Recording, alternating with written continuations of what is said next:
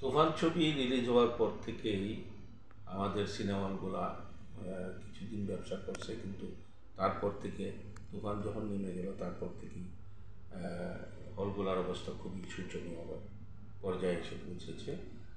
কোনো সেল নাই, একটা ছবিও চলে না।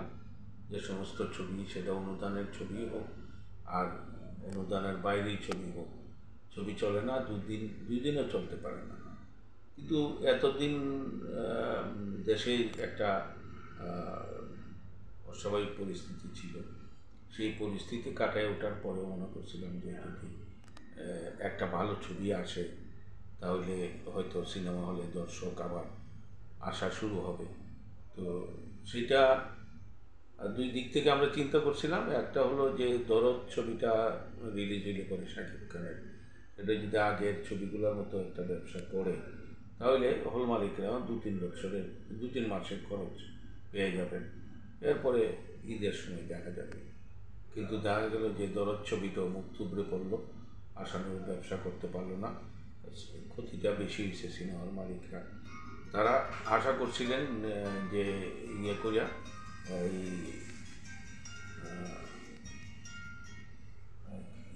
মানে সিনেমা হল মালিকরা আশা করছিলেন যে দরদের রিলিজের পরে দরদের বেচা বিক্রিটা হয়তো ওই তুফান বা প্রিয়তমার মতো না হলে অন্তত রাজকুমারের মতো যদি হয় তাহলে সিনেমার মালিকরা বেঁচে যেত। কিন্তু তারা অনেক টাকা দিয়ে অ্যাডভান্স দিয়ে ছবি নিয়েছে, এমজি দিয়ে ছবি নিয়েছে, কিন্তু ছবিতে মারাত্মকভাবে লোকসানের সম্মুখীন হয়েছে। পরবর্তীতে অনেকেই ধারণা করছিল যে অনেক দিন যাবৎ ভারতীয় হিন্দি ছবি আসা বন্ধ আছে, তো যদি অন্তত একটা ছবি ভালো ছবি আসে এবং এই ছবিটার কারণে যদি কিছু পয়সা পাওয়া যায় তাহলে অন্তত স্টাফ বেতন, বিদ্যুৎ বিল এই সমস্ত নিয়ে অন্তত 1-2 মাস চলা যাবে। তারপরে যদি ঈদে একটা ভালো গরম ছবি আসে এই আশায়, কিন্তু ভারতীয় ছবিও অনুমতি দেওয়া হলো না।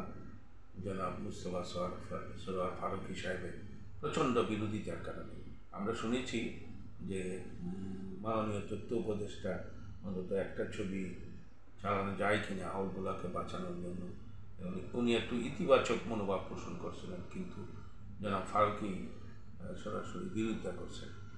কিন্তু আশ্চর্যের ব্যাপার হচ্ছে যে ওনাদের ছবিগুলো যখন ভারতে যায় বিভিন্ন ফেস্টিভ্যালে বা এমনিতেও রিলিজ হওয়ার জন্য, তখন তারা কিন্তু খুব আনন্দ উপভোগ করে এবং পত্রিকায় খুব প্রচারণা চালায় যে আমার ছবিটা ভারতে ভালো চলছে। ভারতে ওনার ছবি যদি ভালো চলতে পারে তো ভারতীয় ছবি এখানে চললে পরে ওনার এত আপত্তিটা কেন?